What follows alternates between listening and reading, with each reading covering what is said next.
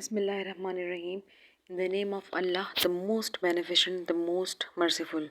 شروع اللہ کے نام سے جو بڑا مہربان نہایت رحم والا ہے۔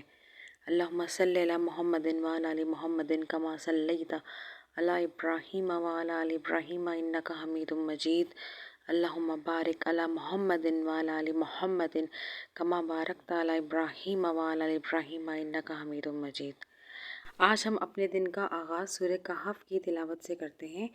Let start the day with the recitation of سورہ الکہف۔ جیسا کہ ہمیں پتہ ہے کہ سورہ کہف پڑھنے کے بہت فضائل اور بہت اہمیت ہے۔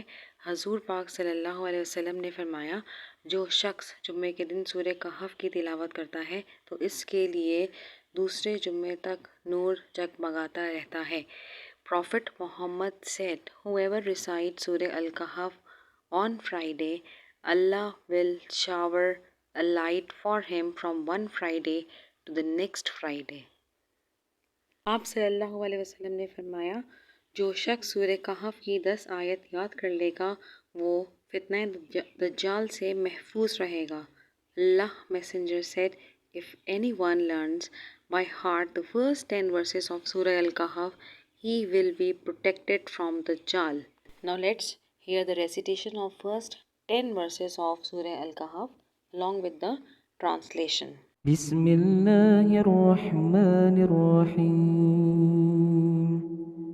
الحمد لله الذي أنزل على عبده الكتاب ولم يجعل له عوجا قيما لينذر بأسا شديدا من لدنه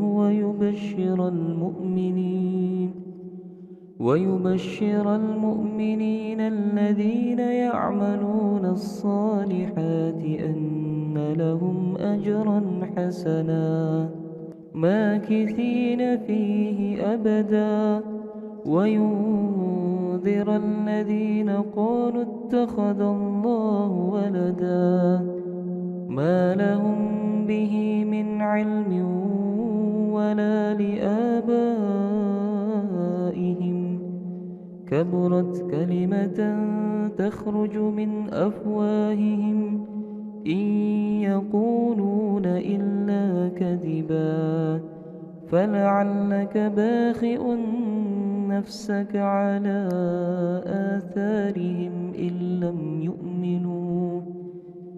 لم يؤمنوا بهذا الحديث أسفا إنا جعلنا ما على الأرض زينة لها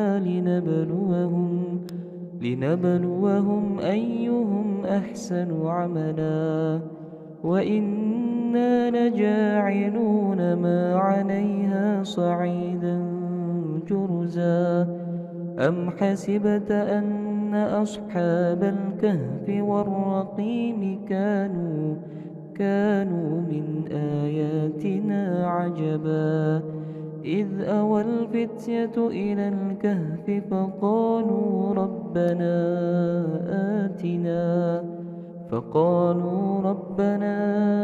آتنا من لدنك رحمة وهيئ لنا من أمرنا رشدا۔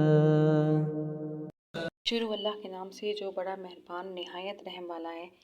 سب تعریف اللہ ہی کے لیے ہے جس نے اپنے بندے پر کتاب اتاری اور اس میں کوئی کجی نہیں رکھی، مضبوطی سے قائم اور قائم رکھنے والا تاکہ وہ اس کی طرف سے سخت عذاب سے ڈرائے اور مومنوں کو جو نیکیاں بجا لاتے ہیں خوشخبری دے کہ ان کے لیے بہت اچھا اجر مقدر ہے، وہ اس میں ہمیشہ رہنے والے ہیں، اور وہ ان لوگوں کو ڈرائے جنہوں نے کہا اللہ نے بیٹا بنا لیا ہے، ان کو اس کا کچھ بھی علم نہیں اور نہ ہی ان کے آباء و اجداد کو تھا۔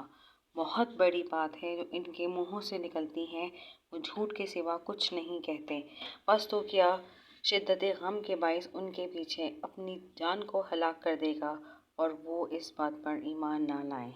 یقیناً ہم نے جو کچھ زمین پر ہے اس کے لیے زینت کے طور پر بنایا ہے تاکہ ہم انہیں آزمائیں اور ان میں سے کون بہترین عمل کرنے والا ہے، اور یقیناً ہم جو کچھ اس پر ہے اسے خشک بنجر مٹی بنا دیں گے۔ کیا تو گمان کرتا ہے کہ غاروں والے اور تحریروں والے ہمارے نشانات میں سے ایک عجب نشان تھے؟